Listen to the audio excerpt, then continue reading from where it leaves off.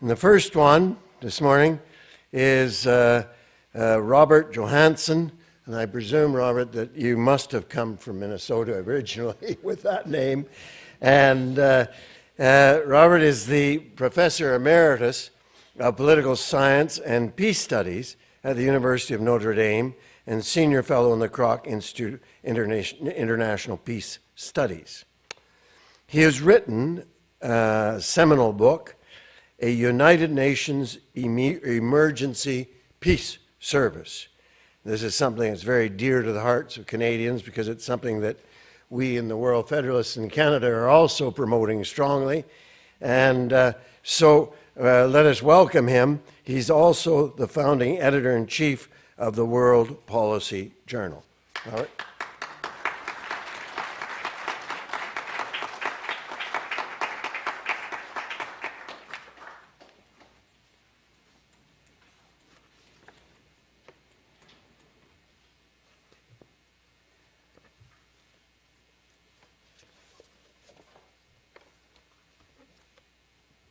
Thank you very much. I'm very pleased to be here.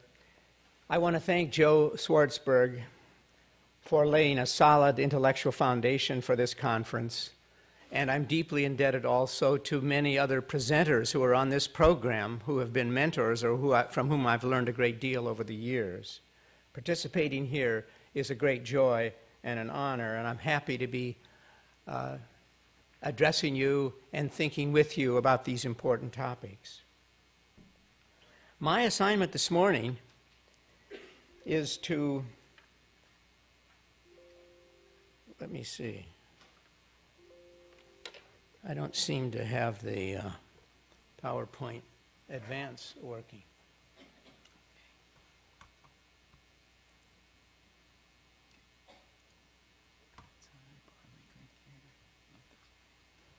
Okay, thank you.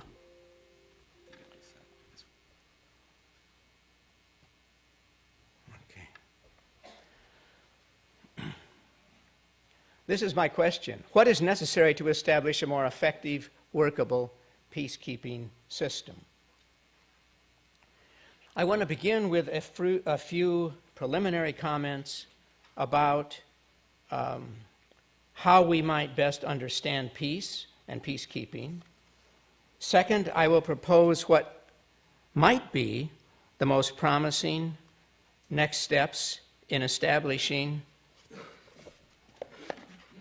a new generation of peacekeeping.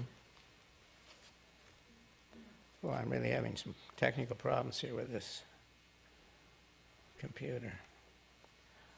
How do I get this off of the screen? I'd just like to advance this, if I could, with the cursor keys. I don't know what this is.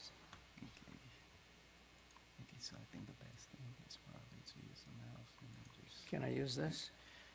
Yeah, you can use that too, but the mouse will be better.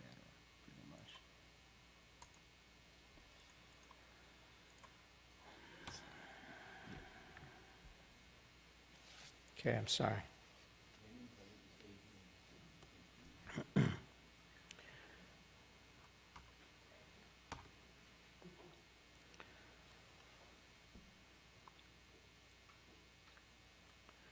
The last thing I want to do then is talk about some benefits of this proposal if and when it could be implemented. First, we need to remember that peace is not necessarily an automatic consequence of war prevention.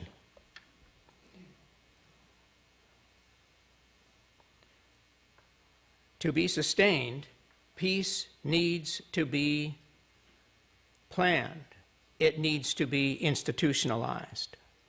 Peace today, I think, can more wisely be understood as the result of good governance than as a result of a particular deployment of military power or the balance of power itself. Whether we're addressing war or terrorism or weapons of mass destruction or the possible deployment of weapons in space or managing the rise of dissatisfied states, whether we're looking at any of these, today's security problems can be addressed most effectively if they are addressed as problems of governance. Similarly, war and violence can more accurately be understood as a result of poor governance, by which I mean two things, really. First, the failure to establish adequate international institutions to make and enforce law effectively. And second, failure to represent fairly those people who have grievances and to respond seriously to those grievances. To be truly successful in the long run, peacekeeping strategy needs to be part of a grand strategy for human security.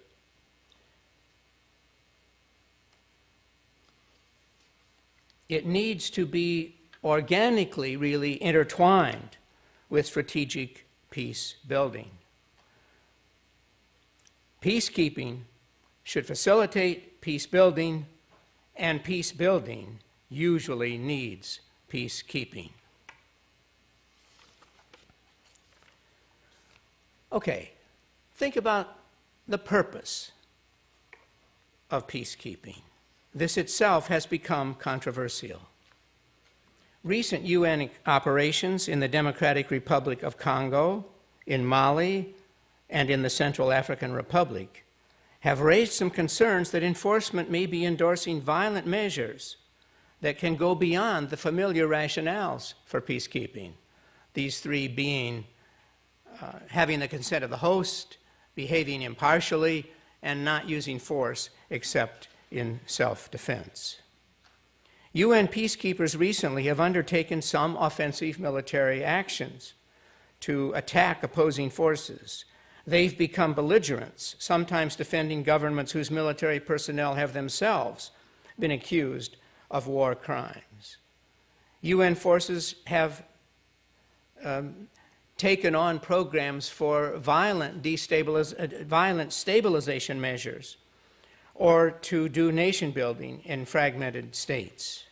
Now, precisely when this greater willingness to use military power may be needed cannot be resolved here, but these controversies over the utility of violence focus our purpose in the next stage of institutional innovation on emphasizing prevention of violence, protection of people, and on enforcement of law.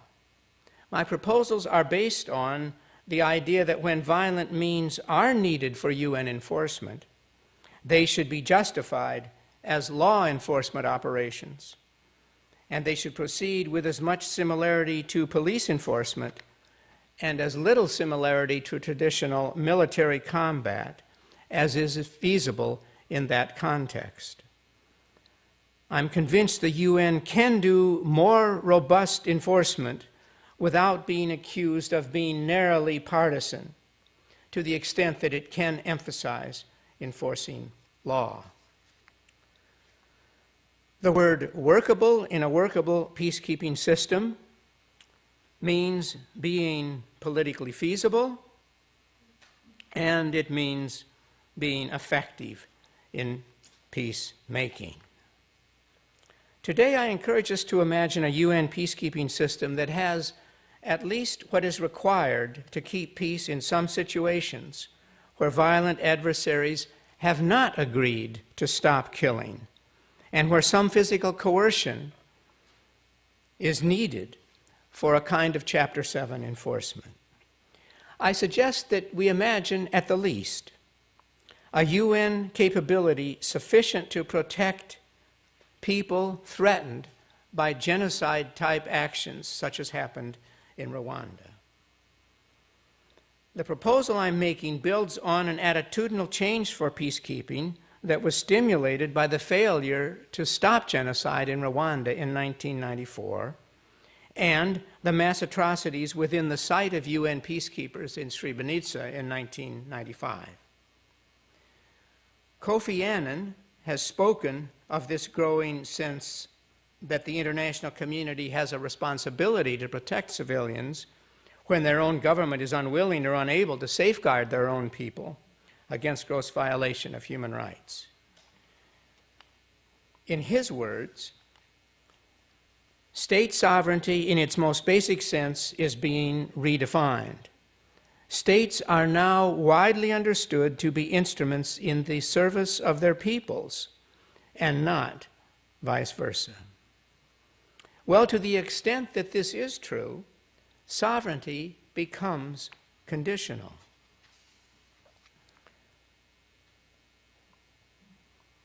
It imposes, in fact, an interventionist duty on the international community. So, because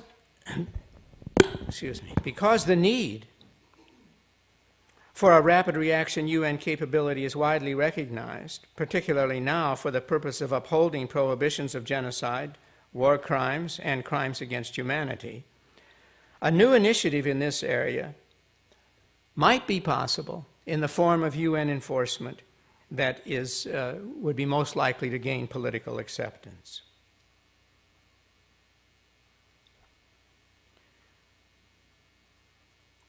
To be politically feasible, a proposal for peacekeeping must be perceived to serve some interests of nearly all UN members, perhaps especially the interests of the middle-range powers who need to push for this proposal. A more robust UN peacekeeping system probably cannot be so large and so easily deployed that it could threaten the government of any major power, or it would be unlikely to be created. It should not be so easily manipulated by great powers that it would pose an imperial threat to the weak and poor societies. It cannot impose any new major financial obligations on any society. So with these requirements in mind, I propose the creation of a United Nations Emergency Peace Service. This is a proposal based on extensive conversations between a number of experts and some former government officials and activists who are seeking to ensure that the next preventable human disaster does not occur. The proposed service could be designed to provide the following functions. It would be permanent, based at UN-designated sites. It would include mobile field headquarters and be ready to act immediately to cope with an emergency. It would be individually recruited from among those who volunteer from many countries, so it would not suffer the delays of creating ad hoc forces or the reluctance of UN members to deploy their own national military units. Its personnel would be carefully selected, well-trained, expertly led. It would provide a wide range of professional skills and be an integrated service that included civilian administrators, police, legal and human rights professionals, of course, military personnel, conflict transformation experts, and relief specialists, enabling it to deploy all the components essential for peace and enforcement operations. It would, as I've said, focus on enforcing international law, using methods of police enforcement, or what Mary Kaldor has called cosmopolitan law enforcement, wherever possible, rather than on employing more traditional methods of military combat. Although military action would be employed under some circumstances, but always following the laws of war. It could begin with as few as 15,000 members, but would be preferable if it could have twice that number. The ideal operational context would enable the UN service to have sufficient enforcement strength to discourage fighting quickly, if possible, in order to enable a police mode of operation thereafter, rather than continue a less efficacious combat mode. Now, the Charter designates the Security Council as the authority to deploy peace operations, particularly if they're legally binding and involve the use of force. It is the preferred authority to decide to deploy. However, because indecision or the use of the veto has paralyzed the Council at crucial times in the past, alternative forms of authorization are desirable. Still, if an alternative form lacks legitimacy or portends deployment that could be achieved too easily, the peace service would probably not be established, or if established, it could be abused. The best solution is to place normal authorization in the hands of the Security Council and to ask permanent members not to use the veto against resolutions designed to protect human rights, if that resolution would enjoy majority support from other council members. And there are a couple of proposals now being fielded to try to make this a more formal invitation to the Security Council. Some of these enjoin 70 or 80 supporting governments. But if, despite this suggestion, a resolution would be vetoed, the General Assembly might possibly authorize the peace service's use through the Uniting for Peace procedure.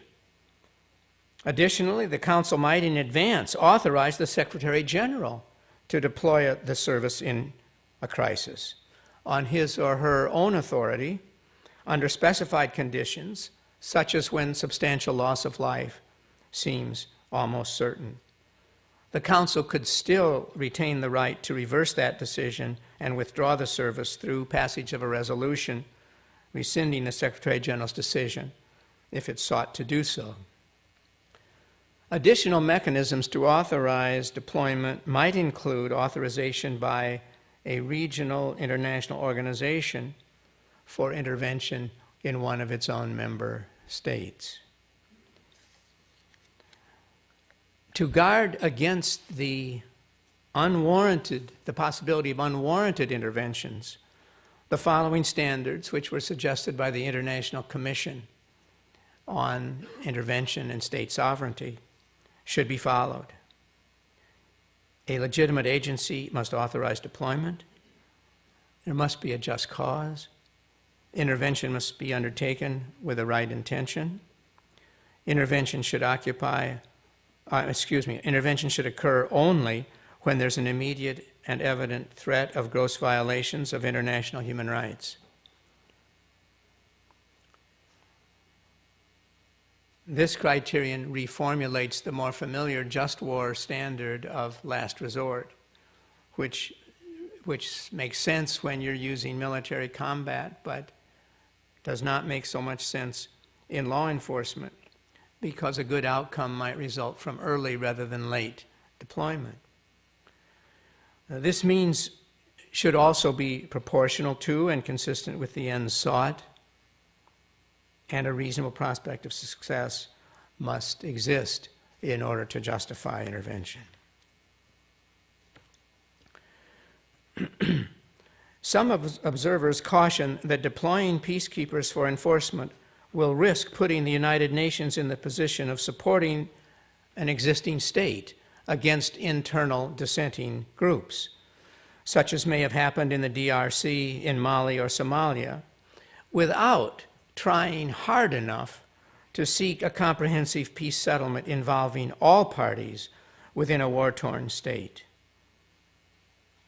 Another problem is that peace enforcement that aids in nation building seems to subordinate humanitarian priorities to political agendas.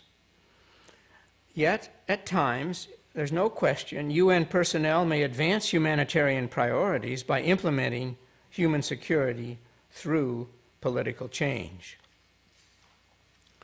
Now, these are serious problems that should be addressed, need to be addressed in each individual deployment, rather than stand as immovable impediments to establishing a peace service. And certainly an ombudsman should be established to keep in close touch with all parties in a conflict whenever the UN peace service would be deployed.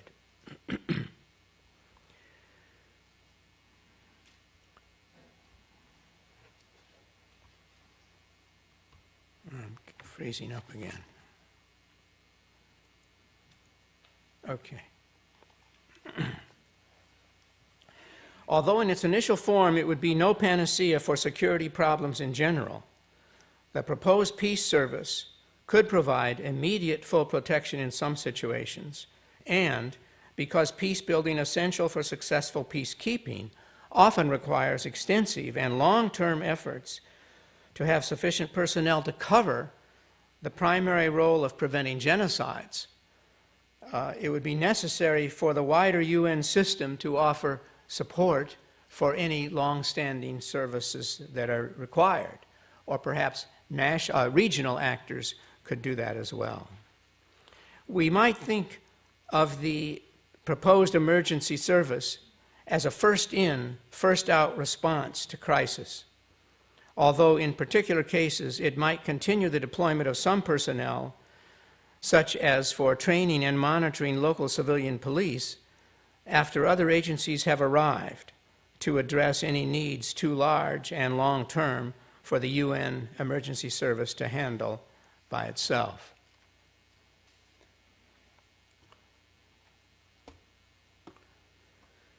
Another important institutional innovation, which is desirable but not absolutely necessary to initiate a UN emergency peace service, would be establishing a UN satellite monitoring agency, perhaps connected with the IAEA, enabling the peace service and other UN agencies to have reliable information. And this could enable enforcement to be as violence-free as possible. It could enable the UN to gather evidence that might be useful in judicial processes to hold individuals accountable for gross violations of human rights.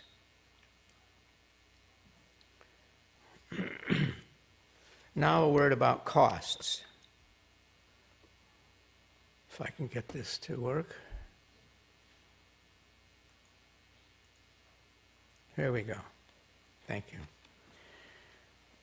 The proposed UN Emergency Peace Service would entail significant financial costs of roughly $1 to $2 billion annually. Nonetheless, these costs would be far less than the costs that repeatedly occur from failure to enforce core international laws of peace and human rights. It could be financed through regular member peacekeeping contributions, or perhaps it could be financed by instituting what's been called Tobin tax, a very tiny fee based on international currency exchanges. Interestingly, the Carnegie Commission on Preventing Deadly Conflict found that the international community spent approximately $200 billion on conflict management in 7 major interventions in the 1990s. These were in Bosnia, Herzegovina, Somalia, Rwanda, Haiti, the Persian Gulf, Cambodia, El Salvador. However, the Commission also found that it could have saved $130 billion of this amount through a more effective preventive approach. And the cost of reinforcing the UN force in Rwanda, if that had been done, with the 5,000 soldiers that the UN commander thought were needed to prevent the genocide, was estimated to be about $500 million. Yet the cost of humanitarian assistance to Rwanda after the genocide was $4.5 billion. Let me briefly list a few of the benefits before closing. A UN emergency peace service could offer a comprehensive, internationally legitimate way to meet the need to prevent atrocities, while at the same time it would be reinforcing international laws that prohibit mass murder. It could facilitate decisions to deploy peacekeepers because UN members would not be as likely to drag their feet in making decisions to deploy, since they would not be sending their own military units into harm's way. If cynical political leaders knew that a UN service could be deployed quickly to enforce the law against crimes, that possibility itself might deter some of the crimes, simply because the leaders might want to avert the possibility that the UN force would be asked to enter their country. An emergency peace service could also provide secure humanitarian corridors to enable threatened people to move to a secure refuge, as has been needed, particularly recently, in Libya, Iraq, Syria, and elsewhere. It could provide mobile police units to help provide safety in tense local communities that need stability. And it could help to retrain their local police. And this, of course, wouldn't have to be done as a coercive intervention. It could be done at the request of a host state interested in helping itself avoid sliding into chaos. It could provide fact-finding. It could also possibly help support international and judicial functions by collecting evidence that would be useful for truth commissions and prosecutions of war crimes. And perhaps even it could assist in arrests of those who've already been indicted by the International Criminal Court. It could protect people delivering humanitarian services, and it could help protect and process refugees. The emergency service would respond to humanitarian crises growing out of natural disasters or environmental problems, especially for countries that are unable to provide sufficient assistance, as was needed, for example, after the Nepalese earthquake, or in helping to limit the spread of Ebola in West Africa. And finally, establishing such a service could be an institutional breakthrough that would educate nations about how to expand international law enforcement as the peace service's positive reputation might grow. It could teach the countries of the world that effective UN enforcement is a realistic possibility.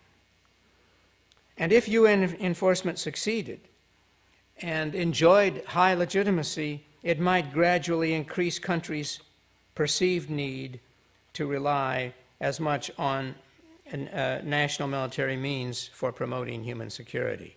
It might decrease that perception of need.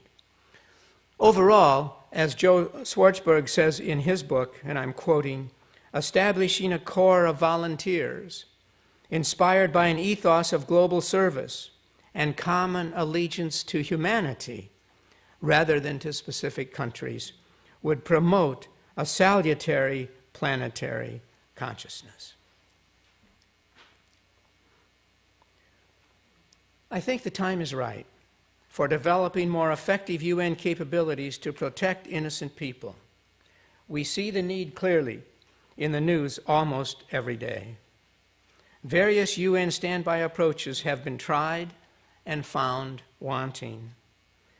Because governments have been slow to act, there must be sustained pressure from a coalition made up of civil society organizations, sympathetic individuals at the UN, and supportive national governments, much as the coalition that paved the way for creating an international criminal court.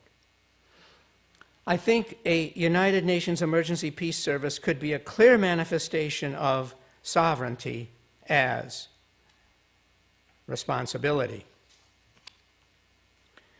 As Kofi Annan warned, the core challenge in the next century is to forge unity behind the principle that massive and systematic violations of human rights should not be allowed to stand.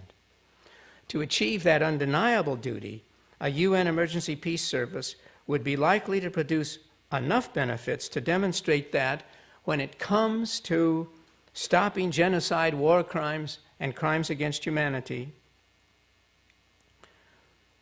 the collective interest is the national interest. A UN service could help to end a culture of impunity and produce monumental benefits in lives saved, mothers and daughters protected against sexual abuse, families still able to live at home, time and money never spent to kill and destroy, tolerance maintained in multi-ethnic societies, laws upheld, and communities at peace. If enough people act together, it will be possible to enliven that spark of human solidarity that lives, although often hidden, within people everywhere on earth. We could finally give genuine meaning to the solemn promise, never again. And this could lay the foundation for something further down the road that would be even better able to uphold international laws for peace and human rights. Thank you very much.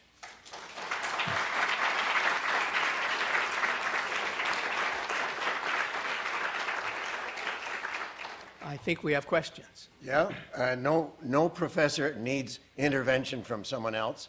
So you have a few minutes to ask questions and get answers. Up here, Michael? We need a microphone, I think. Sorry.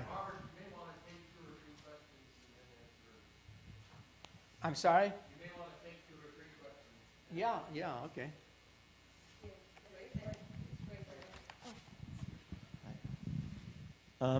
In our country, where the emergence of a Black Lives Matter movement was necessitated by the frequent instances of police forces assaulting and killing African Americans.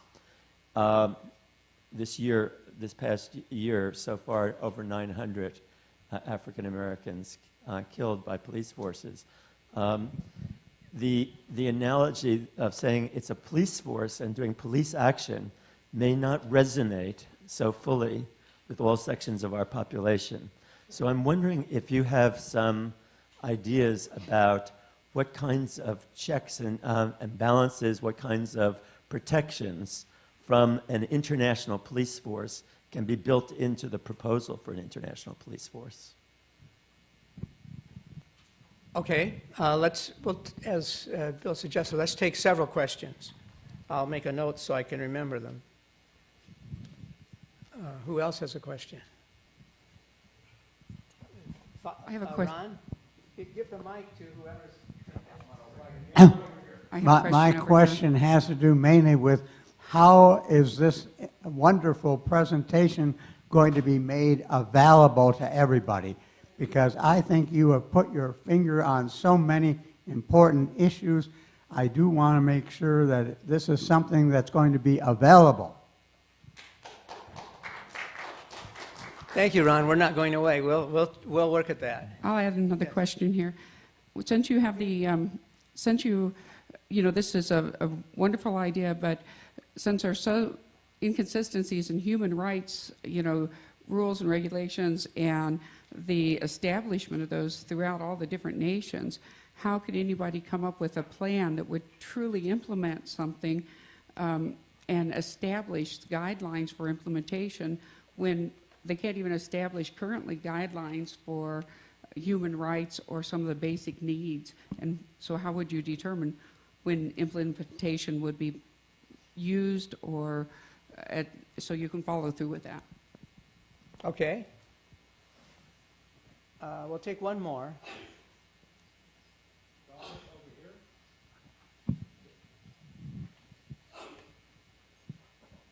Thank you.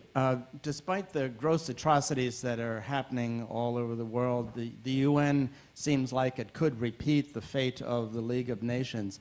How do you foresee that they might get past the veto in getting some of this implemented? Okay, thank you. The first question was about police not having a positive image. Which, of course, is very true. I mean, policing it's got to be one of the hardest activities in the world to do well. But I'm convinced it can be done well. And most people can imagine it being done well. It's often not done well, even in democratic societies that have checks and balances. So it requires a very special, first of all, selection of people to do law enforcement. Not everybody has a personality that enables them to do law enforcement without being too harsh or in some cases being too violent. So selecting people is first, and training them and leading them well is very important. And they, of course, should not be under military authority, as they are in many countries. So a lot needs to be done to educate about this. But police who are acting, who are drawn from a community, acting on behalf of the community, enforcing laws that have been agreed to by the community, can do the job well. And when it's done well, there's a huge difference between police enforcement and military combat. And that's part of the distinction that I'm wanting this new service to be aware of. It's true that there are cases where you need both. You can't just say one or the other. But because of the controversy and the political impediments to creating a more direct UN enforcement ability, I'm suggesting that we really try to emphasize this difference.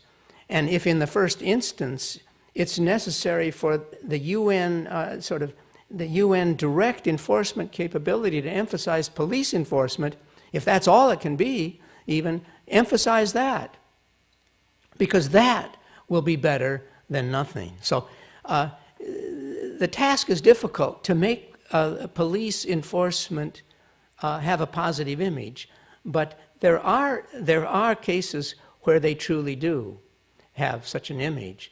And you can find those, and we need to explain those and tell that story everywhere, not only in other countries, in our country, but also throughout the world. For police to come from a community and protect the norms of the community is what's essential. The question about human rights being so contested and so diverse, how do we get them to be a relevant influence in this enterprise? I want to emphasize that in what I'm proposing here, I'm not talking about what might be considered a full range of human rights, some of which are highly controversial and are not widely shared throughout the world. I'm talking about what are the core rights, the basic rights of international humanitarian and human rights law, particularly the prohibition of genocide, war crimes, crimes against humanity. Now, these are crimes on which the countries of the world agree. These are crimes that are so horrible that no government is willing to speak against them or as if they don't support them. I know that in many cases the rhetorical support is cynical, but what I'm saying is these are the fundamental basic rights on which a UN enforcement capability could be based and should be focused in the first instance.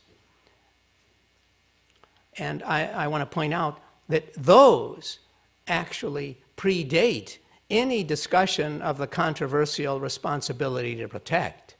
The Genocide Convention, a treaty, over 140 countries are parties to this, and it says not only that you must not commit genocide, it says you have a duty to prevent. A duty to prevent. So on the basis of the, and of course, war crimes go back to Geneva Conventions, that, some of which even predate the United Nations. So there's a solid, long-standing legal and historical basis for enforcing these norms. And this is what should be emphasized, I think, in the creation of a more independent UN enforcement capability. Now, the third, last question is about how to handle the possibility that the UN may end up being so ineffective that it has a fate that's sort of like the League of Nations. Well, there's no way to guarantee that an international institution might not fail. On the other hand, I'm convinced if the UN has institutional failure, that something else like it or better than it would be created in its place. International organization and the effort for multilateral collaboration to regularize international relations is not going away. We don't need to worry about that. That is here to stay. If the species has a future, international organization has a future. And it will be the UN, or it will be called something else perhaps. But in the short run, we can't do anything to revise the charter without the agreement of the permanent members. What we can do as civil society, individuals and transnational networks, we can insist that the countries with a veto don't use it by embarrassing them and by putting pressure on them so that they won't use it, at least in resolutions that would pass without a veto that are focused on the prohibition of genocide, war crimes, or crimes against humanity. Thank you very much.